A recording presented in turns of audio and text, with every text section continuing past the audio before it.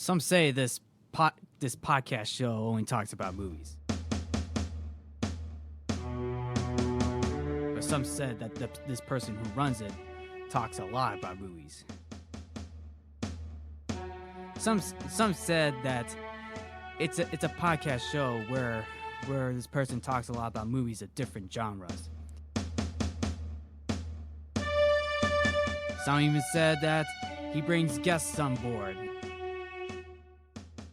Well, this person right now is about to do a film topic on a particular superhero film, and this person right here is Codo Man, also known as the man, the myth, the legend, Mark Codo.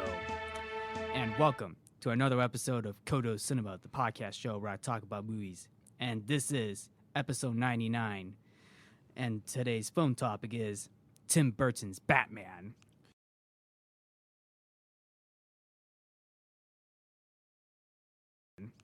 Yes, and I and Christian Taylor are back for another episode, and this one has got me more excited than usual because we are talking about a film from my childhood that I watched all the time. This was the movie that got me into Batman. I agree with you. I agree with you, Christian. And let me tell you this. Like, I didn't even realize that this film even existed when I was growing up. Yeah, my dad introduced me to it because he saw it in theaters when it came out. He was in high school. He was a senior in high school when this came out.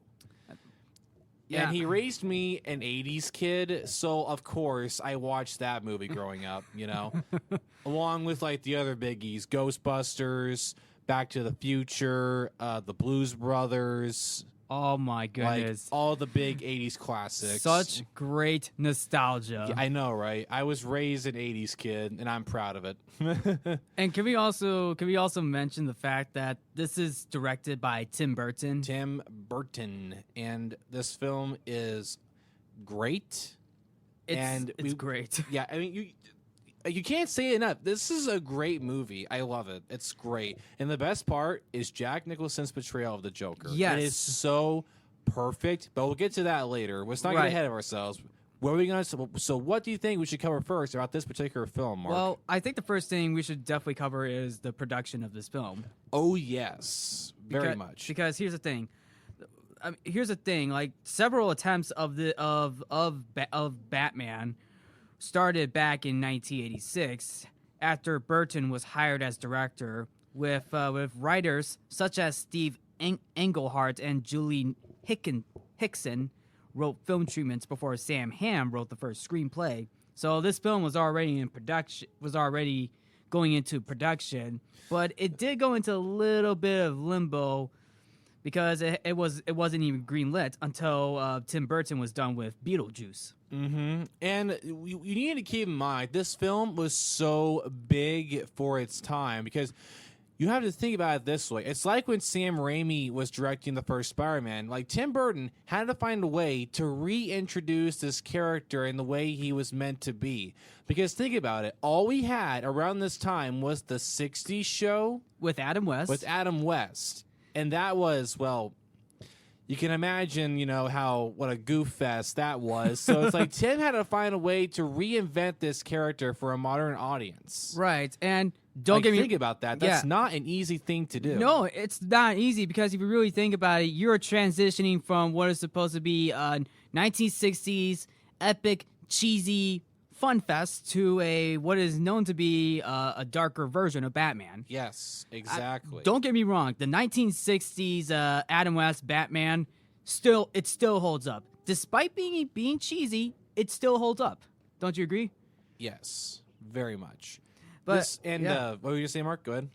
But yeah, I mean, look, I've seen bits and pieces of the Adam West Batman, but I could definitely remember some moments, like the shark repellent bat spray. I was half tempted to be like, "Did you bring the shark spray with you?" or the fact that they got Cesar Romero as the Joker. Yeah. And fun fact, they had to hide the mustache for that. He refused to shave, which made no sense, but That's a topic for another time. That's a topic for another time. That's just a little fun fact. But anyway, going into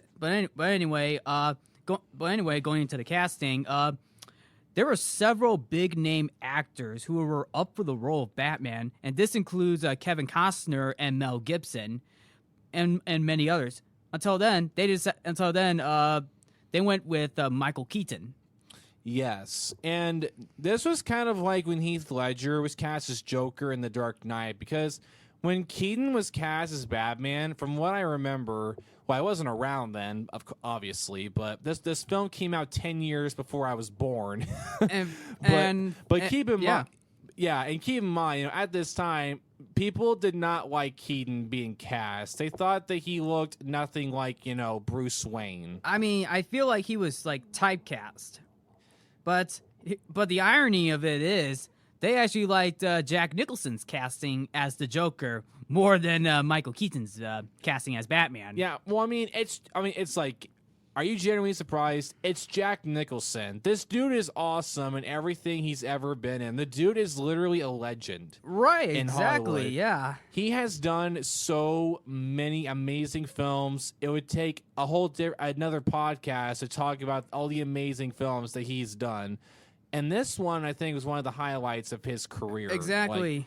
He was so good in this. Yeah, and by the way, Keaton's casting caused so much controversy that even the comic book fans went so far as to write 50,000 protest letters sent to Warner Brothers' office. I just don't understand why people were so crazy back then. It's like one of the things I don't understand about these hardcore fan bases. They think they know, how a character should look and sound. Like, they never give anyone a chance. Right, exactly. And dang, I thought today's castings in films were crazy, but back then, Jiminy Crickets. That was crazy back then. Yeah, the things that people did with that stuff, like the reactions are insane. It's like, you think the reactions for castings are bad now? Take a good look back in the 1980s when Michael Keaton was cast as Batman. I did not realize just like how bad it was that people did not like the casting. Mm-hmm. I didn't think it was that bad, but wow. Yeah. And going into the casting, Jack Nicholson wasn't the only actor up for the role of the Joker. I'm kind of curious who are other options? Tim Curry, Curry? Yeah, Tim Curry, David Bowie, John Lithgow, Brad Dourif, Ray Liotta, James Woods, even Robin Williams. That's kind of funny because do you know that Rob in Tim Burton's original plan for Batman 3, he wanted Robin Williams to be Riddler. That's what I heard until Michael Keaton dropped out of the third Batman film, and then Joel Schumacher had to take over with Val Kilmer. Yeah, because that's just so we're not going to talk too much about Batman Returns, but because that's a whole different topic. That's a whole different film topic for another time. We'll give it a brief mention because the reason why the third film was canceled is because the second film got a lot of backlash due to the darker tone. And it was very depressing, and very dark. For an early 90s film, that film was like peak of, there was no happiness. Ahead of its time. This film was like ahead of its time. I mean, personally, in my opinion, I think people overreacted a lot. I don't think it was as bad as people made it out to be. But of course, McDonald's didn't want to sell Happy Meal toys. That's true. Trying to praise a film that, it's not really meant for kids. Mm-hmm. But then again, the 89 film wasn't really for kids either. It's got some pretty dark stuff in it. Mm-hmm. But anyway, the backlash got so bad. You can actually look up on YouTube. You can find interviews around the time the film came out of people interviewing kids asking what they thought of Batman Returns. And most of them were like, saying it was too dark. It wasn't really. I actually did not know that. I mean, I did not know there were interview videos. Yeah, the backlash got so big, the news stations were actually interviewing kids after they watched the film in theaters. Jeez, you can actually find some of them on YouTube. Like I watched one, and So yeah, the backlash got so bad that Tim Burton dropped out from directing the third film, and of course Keaton wasn't going to play Batman again if Tim Burton wasn't directing. So he's like, okay, I'm out. So they literally had to start from scratch and find someone else to play him and hire a new director. Right. That's where they got Joel Schumacher to do the Batman 3 film, but as of now, I mean, we're just going to talk about the 1989 Batman film, but also that was also a good mention to bring up Batman Returns, the aftermath of it. But to get that a brief mention. And another fun fact, so another reason why Mark and I decided to talk about the 89 film is because next year we were getting 2 DC projects with Michael Keaton returning as the Caped Crusader for 30 years, man. 30 years. 30 years, and this is The Flash. If it ever gets released. Yeah, after everything that's going on, it's like you're having to wonder if it's ever going to get released. I hope it does. It looks awesome. I mean, I hope it does, but only time will tell because of Ezra Miller. Yeah, and then there's the Batgirl film as well. So we got 2 projects coming out with Keaton returning as Batman, which is so cool. I hope we get to see them. And it's going to be cool to see him on the big screen again. So it's a better time as any to talk about the first film that introduced us to him. Right. Now, back on the casting, was there anyone else? For Vicky Vale, Kim Basinger was cast to play Vicky Vale. Yeah, oh yeah. And Sean Young was originally cast as Vicky Vale, but she ended up in a horse riding accident. Oh really? So they had to find a new actress for Vicky Vale. That's where they brought in Kim Basinger, and also Robert Wool was cast as a reporter in this film. The reporter that tries to date Vicky Vale. Yeah. And then Billy D. Williams. For those of you who don't know, Billy D. Williams is Lando Calrissian from Star Wars. He played Harvey Dent in the 1989 Batman film, who was originally supposed to be Two-Face in future Batman films until the whole controversy of Batman Returns and the switch up with Joel Schumacher and Tommy Lee Jones as Two-Face. And because originally in the third film's plans that Tim was going to have Robin Williams be Riddler, and then they were going to introduce what's the actor's name who plays Harvey? Tommy Lee Jones for Oh no, I mean the other one. The other one. Billy D. Williams. Yeah, he was going to be Two-Face in it. Okay. And fun fact, he actually came back to voice Two-Face in the Lego Batman movie. So I guess you can argue that he got his wish. He got his wish in a way, yeah. And the Lego character was designed off of how he looked. He would have looked, which I thought was a nice little, callback. Reference. Did you catch that? I thought that was a nice little detail. I actually didn't catch that until I watched a top 10 facts about the Lego Batman film. So that was cool. Anyway, as with most Tim Burton's films, I mean, Tim Burton has a pretty good style in many of his films. Like, it's more of a gothic horror like style, kind of similar to like Alfred Hitchcock films, but in Tim Burton's own way. Plus, we even get a musical score by Danny Elfman. At least there was no singing in this film. Yeah, because I'm so happy you brought this up. Danny Elfman's Batman theme is so iconic. Every time I hear that theme song, dude, the hairs on my back and arms stand up every time. It's so chilling. It's so powerful. It is literally the Batman theme. Right. You can't say that is it. You prove me wrong. That is the Batman theme. Yes, nothing's topping it ever. It's the best Batman theme. Here's the thing. Here's my take on this. Listen, I love Hans Zimmer and Michael Giacchino's take on the Batman theme in other films, but there are nowhere near as epic as Danny Elfman's take for Batman. Like the opening credits to this film, you have the camera shot angles going through this reveals the casting. Going through this like abandoned cave system. You're having all the text coming up in yellow, showing the names of all the actors. It sets the tone so well when you're about to watch. And plus plus, by the way, Bill Finger was one of the Batman creators for Batman.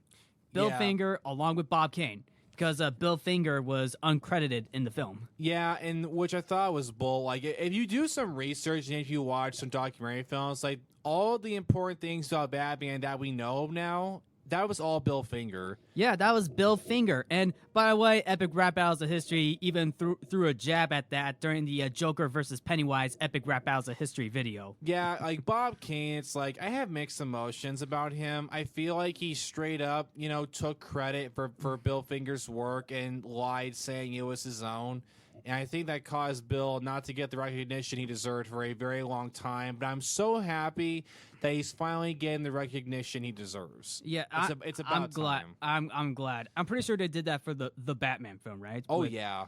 Okay, yeah. I was gonna say because since Epic Rap Battles of History mentioned that jab, I was I was thinking if they're gonna mention him, and I'm pretty sure they did in the Batman. I'm gonna fact check that right now. Yeah, just to double check. But yeah, Bill Finger is now being credited for Batman stuff. I believe I saw him get credited in the Lego Batman film during the credits. I'm pretty sure I saw.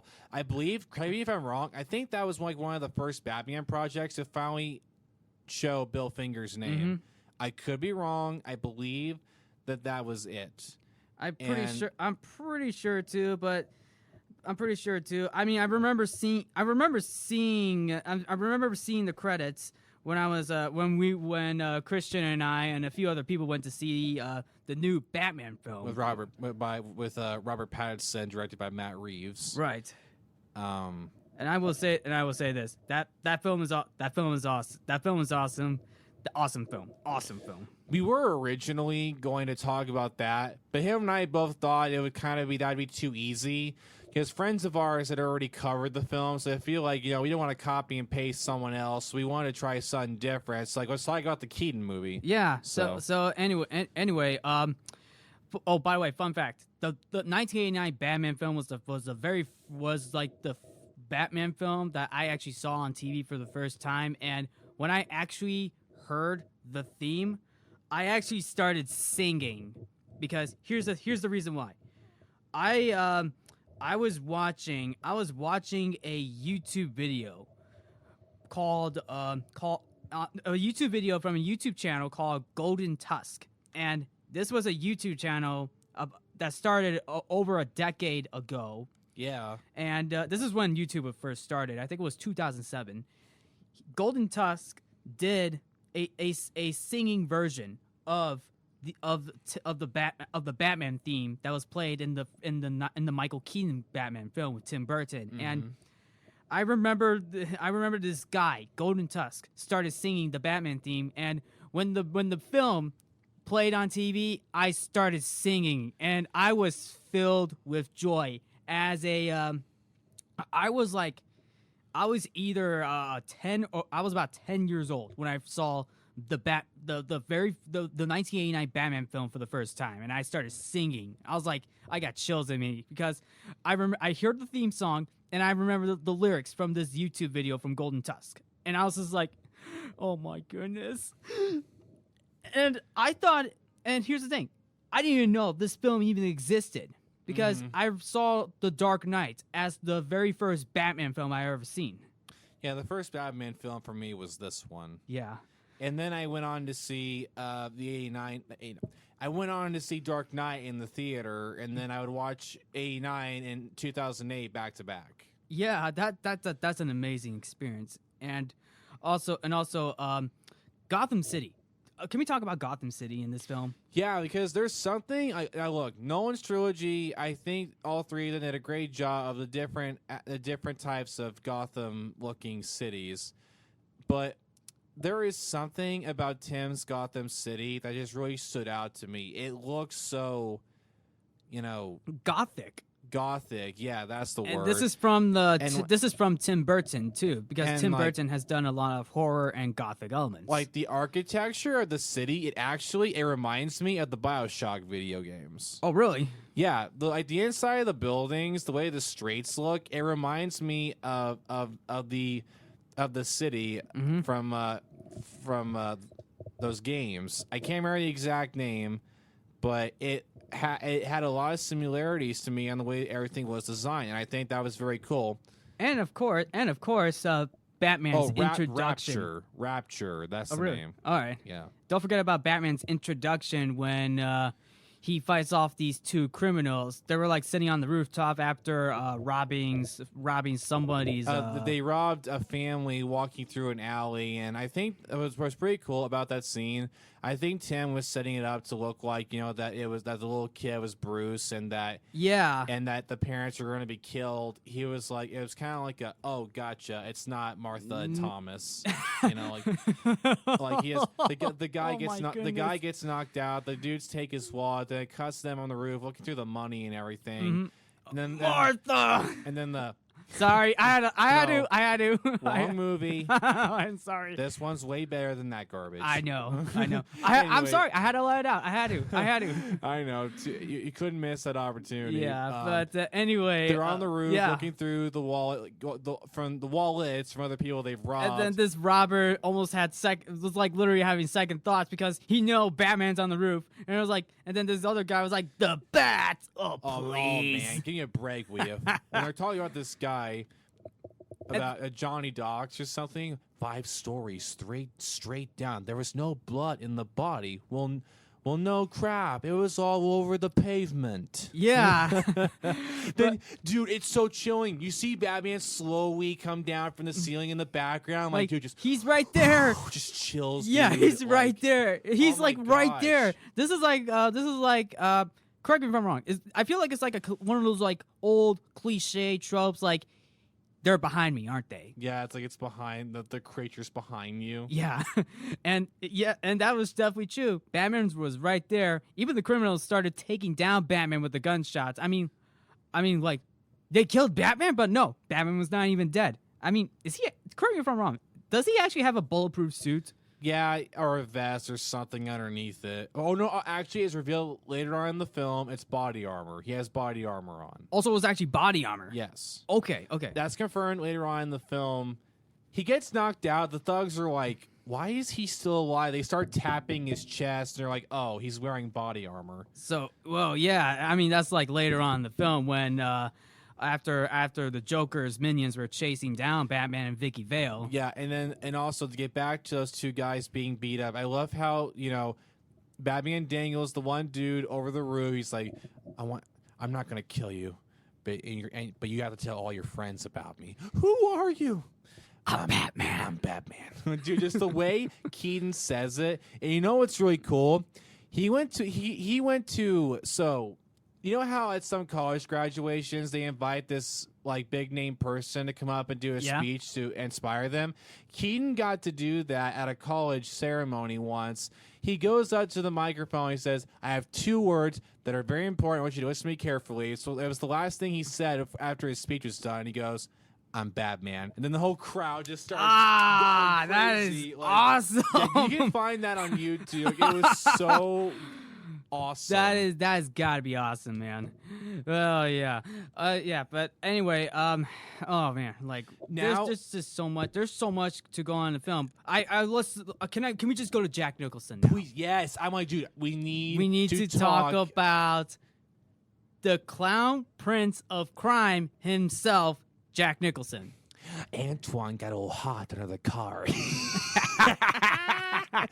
Oh, dude. I've seen this movie so many times. I literally have every single Joker line memorized, and I haven't seen this movie in years. I still remember. As you can see, I'm a lot happy. Jack is dead, my friend. You can call me Joker. Yeah. It's my so goodness. good. And also, here's a fun fact. Did you know that one of the early Batman comic books about the Joker's origins? There was a scene where it was just Jack Napier. He fell into a bath of toxic waste, and this is in this film. And this is a callback to when one of the comic book storylines was the Joker's origin story of how the Joker was created through toxic waste. Yeah, that's right. Because in the movie, so Backstory for you. The main henchman finds out that Jack is dating his wife. Remember? Blondie. Oh no, that's right. The one girl, right? Yeah. He finds out and he sets up a robbing at Ace Chemicals, and then he calls the police to let them know because he puts Jack in charge of that raid, if you will. Yeah. Then he calls the police to let them know that like, hey, I got a tip for you. There is a group of gangsters who are robbing Ace Chemicals at this time because he wants Jack to get captured or whatever. Yeah, as payback or something. Yeah, because Jack, I didn't even know that. I didn't know that Jack was dating the mob boss's daughter, right? No, wife.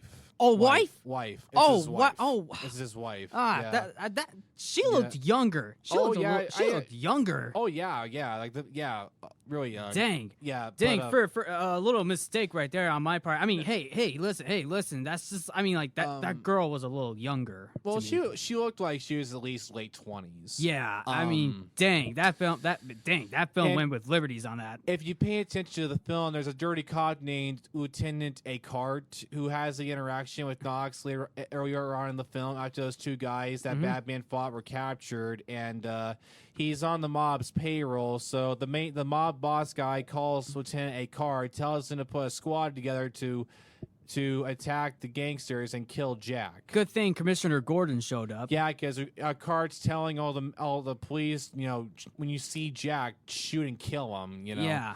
And that's when Bruce is holding this giant party at Wayne Manor, and Commissioner Gordon and some of the other people are there, and then that's when a cop lets Gordon know about the raid going on, and he's like, "Why was I told about this? Who's in charge?" Eckhart, sir. Oh my God, I'm in charge here, not you. Yeah, that's what Commissioner Gordon said to the guy. This Commissioner Gordon, I want him taken alive. I repeat, any man who opens fire on Jack Napier will answer to me. And then, obviously enough,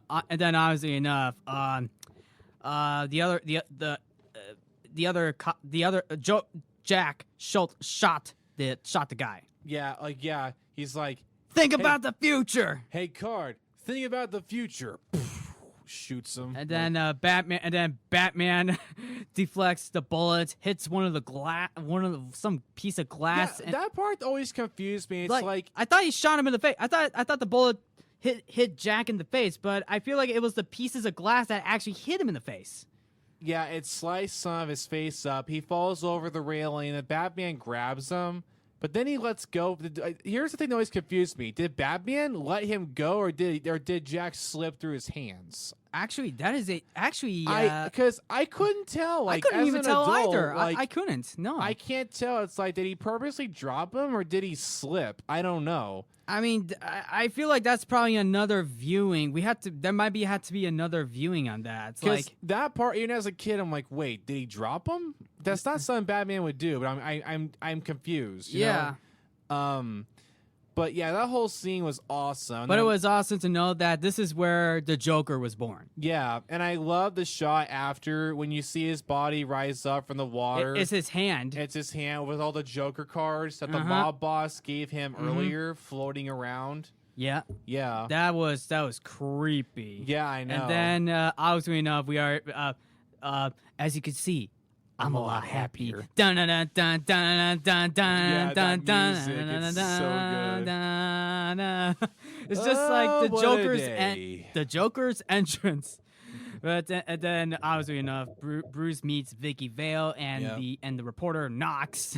Yeah, dude. And somehow Vicky has more interest in Bruce than the reporter.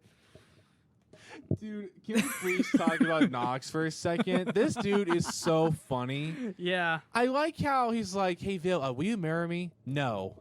Like, well, actually, I think he asked her to go on a date or something. I think it was for a date or something. Yeah, and it's just, dude, Knox is so funny to me in this. Yeah. Vale, don't get personal. Wait, hang on a second. The commissioner is calling you. Wait, what? Something's happening. Hello? Codo, man, Are you there? Yes, I'm right here. I'm doing a podcast. I know that, but somehow, I know. I heard you were pretty good. You're pretty good at mixing songs, right? Oh yeah. I done some. Yeah, I did a few for a few concerts that I did for the campus here at Eastern Illinois University. So what's up? We need your help. We need your help to record a recital. I know you're doing a podcast, but like we need you right now. Well, lucky for you, Commissioner. I got a guest with me on board. He could definitely cover for me. Sounds great, Codo man. You better get over there right now. Sure thing, Commissioner. Oh, I am on my way. Dude, that's crazy. I know. I got duty calls. Duty calls, Christian. Mm-hmm. Go get him. I will. Can you cover for me? Yes, I can cover for you. Sure. Absolutely. Sure thing, folks. Duty calls for Codo Man to help out at a recital. So, Codo Man's on the case right now. And the trusty sidekick, Christian Taylor or DJ Apollo here will cover for Codo Man. Houston, we have a problem. DJ Apollo has landed. I repeat, DJ Apollo has landed on the Codo Cinema podcast. Darn right he has.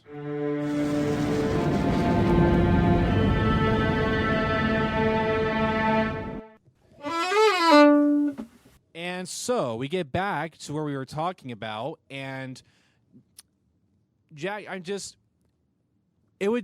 honestly, we could dedicate an entire episode just talking about Jack Nicholson's portrayal as the Joker. As I mentioned earlier, I have almost every line that he said in this memorized, and he just has so many memorable lines, and it's just straight energy over and over and over again, and he knocked it out of the ballpark, to say the least. And now to continue with the film, so where we last left off, Jack was dropped into the vat of acid. He comes back as Joker. He kills the mob boss, and then now he's control of the mob, but he turns all the guys into the Joker squad, if you will, or Joker mob. And then we see Bruce start a romance with Vicky Vale, and then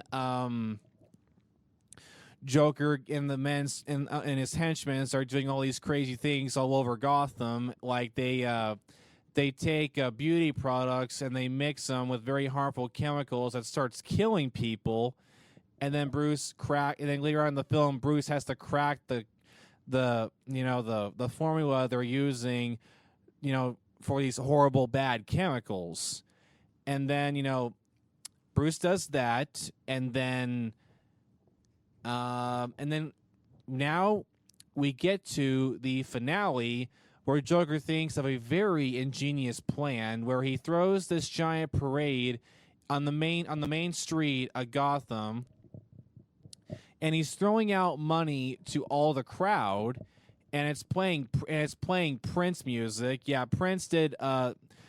They used Prince music as part of the soundtrack for product placement, because there's literally an entire scene about halfway through the film where Vicky Vale is tricked. Joker tricks Vicky into thinking that she was going to meet up with Bruce at the art museum. And then, of course, Joker and all the henchmen take over the museum, gassing the whole thing, killing everybody. And then they go through the whole museum, messing up all the art pieces. And then there's literally a henchman carrying a giant radio box, and it's playing Prince music. The whole scene's pretty funny, but anyway, back to the finale. So we learn right before this that Jack Napier was the guy who murdered Bruce's parents in this version of Batman. We see the flashback scene where Bruce realizes that young Jack Napier was the one who killed his parents, and then he decides to get revenge for his parents' murder, and he's going to go after Joker.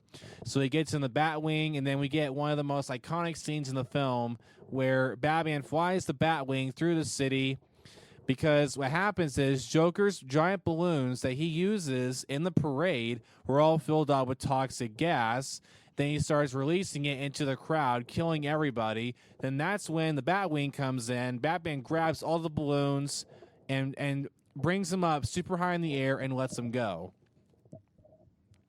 And then he's flying back down to get Joker. He activates all of his machine guns and starts shooting at him. And then Joker, this scene is so iconic because like Joker literally pulls out this giant revolver with a and the barrel is as long, it's like a mile long. It's this giant revolver. He pulls it out, shoots the Batwing once, and it crashes onto the main street. And then Joker kidnaps Vicky, and then they go to the very top of the Gotham Church to have a dance and everything. Joker fully believes that he killed Batman, but then Batman climbs out of the rubble. He gets up. He just has this look like he is mad. He is not messing around at all. And then we get one of the most iconic shots in the film when he comes walking through the church doors. There is something about that moment. It's like the way the scene's lit, right? Church is kind of dark, right? You just see the doors open. You just see this bat figure come walking through the doors with the Danny Elfman music playing. And it's just, it gives me chills, man. It gives me chills every time. And now you're going to get into a criticism before we continue the film. Now, as Mark and I have both stated, we love this film to death, but it does have a few problems. And one of them is that Batman kills people in this. There are countless scenes throughout this where he's like for example, what I was talking about earlier, when he's flying the Batwing through Gotham City, he's literally mowing down all of Joker's henchmen with miniguns on the Batwing. And then to go back to Batman Returns, the sequel, Batman literally straps a bomb to one of Penguin's henchmen and kicks him into a gutter and he blows up. And then not long after that, he straight up lights a guy on fire with the Batmobile. Like, this version of Batman kills people all the time, and that is a major criticism. Batman does not kill. That is his number one rule, and it's important. Why would he kill people? That makes him no better than the people he's fighting. That conflict is brought up all the time. That's what makes him a compelling character, his willingness to never take a human life. That's just part of his character, because he wants to make sure that no one else goes through what he did when he lost his parents, so he does not kill people. He lets the justice system take care of it. That's something about these films that I never understood, is that why did Tim have Batman kill people? It does not fit the character, and it's just, he's ruining this character that fans love. He does not kill. And another criticism I have with this film is that it is the plot twist of Joker killing Bruce's parents. Now, look, the concept's interesting. So the original killer who kills Bruce's parents was a thug named Joe Chill originally, but in this universe, it's Jack Napier who kills the Waynes. And now the concept's pretty cool, right? I mean, Bruce even mentions this during their final confrontation with Joker. He goes, "I made you, you made me first." It's kind of ironic. It's like they both literally created one another. Now that concept is cool. I like that. But the problem is, this kind of ruins, Batman. Like, he's going to kill the man that killed his parents, that made him who he is, And this just doesn't make any sense. Because, like we said, Batman does not kill, and Joker being the killer kind of ruins the origin story for me. Because, we know him as the clown prince of crime, not the thug who murdered the Waynes. It just doesn't fit the character for me.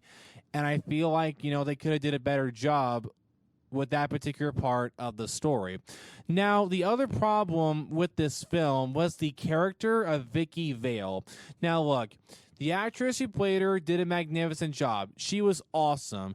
But the problem is that she was the classic trope that we've seen a million times before, and that is the damsel in distress. She screams all the time in this, and she literally does nothing to help Batman. The entire time, he's saving her all the time. And then the little side quest thing going on where Joker falls in love with her and does all these things to get with her and everything, I just think the film could have did without. You could literally remove all those scenes, and I feel like it would not change the plot at all. So Vicky Vale just didn't seem she added much to the story, and the romance between her and Bruce kind of feels pointless because she doesn't come back in the sequel, and she's replaced with Selena Kyle. So the whole romance between her and Bruce just didn't feel real to me. I just did not sense any chemistry between Vicky and Bruce at all the whole film. And like I said, the whole thing just feels pointless. But, it's a superhero film. You got to have the love interest. But I just think Vicky Vale could have been written a lot better. She was okay, but it could have been better in my personal opinion. So those are like the top 3 criticisms that I had with this film. Does it make it a bad film? No, I really like this movie. If you go in with the mindset as a movie, this thing rocks. As a Batman movie, it needs a lot of work, but it's still really good and it holds up well over 30 years later. I would rewatch it right now. Now, to get back to the finale, we have the classic final confrontation of Batman versus the Joker. And it's awesome, to say the least. And, of course, Jack Nicholson knocks it out of the ballpark, man, with his lines. I love the classic where, you would hit a guy with glasses, huh? Would you? Huh? And then Batman just socks him in the face. And he falls over, and it's like, wait, did we win? And then Joker's hands reach over the edge and grabs Vicky and Batman and yanks them over the edge. And now Batman and Vicky are hanging from the church while Joker is above them laughing. And then he starts kicking bricks off to make them fall. And then that's when Joker's henchman's helicopter flies in, right? And Joker climbs on the ladder they're dropping for him, and then Bruce, quick thinking, grabs the grapple gun, shoots it, and it wraps a rope around Joker's leg, attaching him to a statue while he's hanging on to the rope ladder from the helicopter. The statue breaks off. Now Joker is hanging from the chopper with this statue attached to him, and he can't hold on. He slips and he falls to his death. It's the classic thing you see in a lot of Disney films where the villain falls to their death. And then Bruce and Vicky fall as well, but then Batman gets the grapple gun, shoots one of the statues, and repels them back up. And then that's the end of the film. Joker was defeated. The rest of the henchmen were captured. The reign of crime is over. Gotham streets are a lot safer now. And then Knox, he gets his big break. He gets the story that makes his career, bigger now. His name's finally known. And then Alfred picks up Vicky to take her to the Wayne Manor for another day with Bruce. But then we learn, Mr. Wayne wanted me to tell you he might be a little late. And then Vicky's like, oh, don't worry. I'm not a bit surprised. Then they drive off, and then we get that amazing final camera shot. It rises up from the street. We see a nice panning shot of all the city roofs, and then it cuts the Batman on the roof of one of the buildings with the bat signal behind him with the Danny Elfman theme playing. Then it just cuts to black. The credits start rolling. Then you're sitting there just memorized with everything you just watched. This film is it's a fun ride. It really is. And I think the reason, even though the story could have used a lot of work, it's the actors, the way they play the characters. It's the characters that make this movie so watchable to me. Everyone who is in this did a magnificent job playing their characters. It's so good. And of course, the best acting in this was Jack Nicholson. The dude is awesome, and just in everything that he's in. He was born to play Joker. And to think, he was 52 years old, right, when they filmed this. And he did it. He had that classic Joker feel. He had the acid flower. He had the old, 40s looking purple suit. It's just, he was so menacing and so energetic. And it's just, just going back to what I was saying earlier, he had so many, amazing lines. My favorite scene in this movie, right, is the table meeting after he takes over the gang, and he's having a meeting with the other high thugs, and they're all, and one of them's like, yeah. And what's with that stupid grin? And then Jack just looks up, and he's just like, life's been good to me. And he's trying to talk a deal with the guys to work with him. And then one of them's like, what if we say no? Then he's just like, well, Tony, nobody wants a war. We can't do business. Why? We'll just shake hands and that'll be it. The dude's like, yeah. And then Jack's like, yeah. Then they shake hands, and he has the buzzer. And Joker has the buzzer on his hand, and he literally shocks the dude to death. And then he literally cooks the dude. Then it goes back to what I was saying earlier. He goes, Antoine, get a little hot under the collar. Just, dude, it's so iconic. The dude's body is literally burning to a crisp, and he's just laughing. Ooh, I got a live one. It's just, dude, his performance is so just memorizing. Your eyes are glued every time Jack Nicholson Joker is on screen. It's so good. And going back to what we were saying earlier, I think it's safe to say that Michael Keaton proved all those Batman fans wrong. He was magnificent in this, especially the scenes with him as Bruce Wayne. I love the interactions between him and Alfred in the Batcave. One of my favorite scenes between Batman and Alfred in this film, right, is when they're having a conversation. Alfred realizes that Bruce really, really loves Vicky Vale. And then Alfred's like, why don't you tell her the truth? It's like Alfred is just being a father figure telling Bruce, hey, how about you tell Vicky the truth?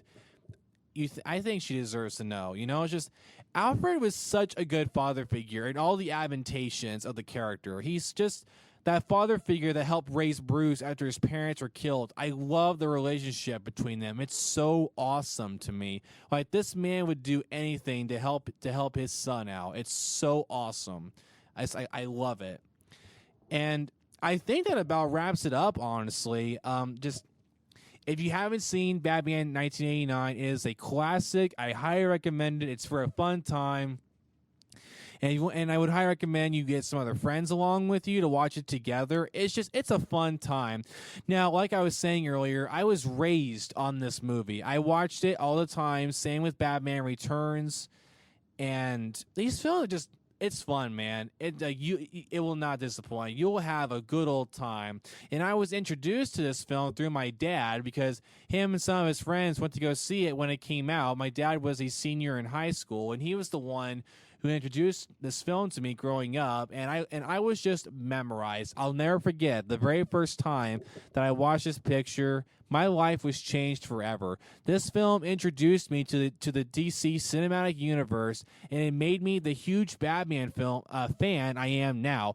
Now, the other thing about this film, you got to realize just how big this film is.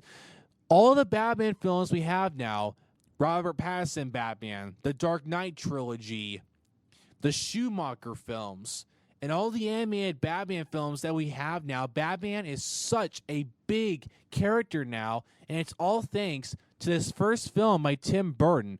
All these amazing films that we grew up with today would not exist if it wasn't for the success of the first film by Tim Burton. This film was groundbreaking, and it opened the doors to everything we watch now. And it's really awesome to take a look back and see the roots of where something so big originated from. It's always good to remember the roots and to remember where you came from. It's very important. And I'm very happy that we chose this film to talk about because I love giving recognition when it's due. And I think that's going to wrap it up for this podcast. I just want to say that you listening in, I hope you enjoyed this. Mark and I had a great time talking about it. He, of course, had to leave early to help with a recital, and I volunteered to cover for him. So it was not, it was very cool to get a chance, to host this thing by myself. And I hope you enjoyed all the talking points that I brought up. And I'm definitely going to have to give this film a rewatch because it's been a long time, and I would love to watch it with my adult eyes. Because the last time I watched this, I was in like my mid-late teens, maybe. It's been a while. But as we mentioned earlier, Keaton is returning to play Batman in the Flash movie and the Batgirl film. Now, unfortunately, whenever those films come out, we are not sure. Everything's up in the air right now with the release dates and some controversy stuff going on. But whenever those films come out, I'm going to be so excited to see my man Michael Keaton Batman on the big screen, and I cannot wait to see it. It's going to be so awesome. It's going to be great. And I am looking forward to it. So this marks the end of the Batman 1989 podcast. And I just want to say Mark's famous quote, remember to watch films and stay positive. And we'll see you next time.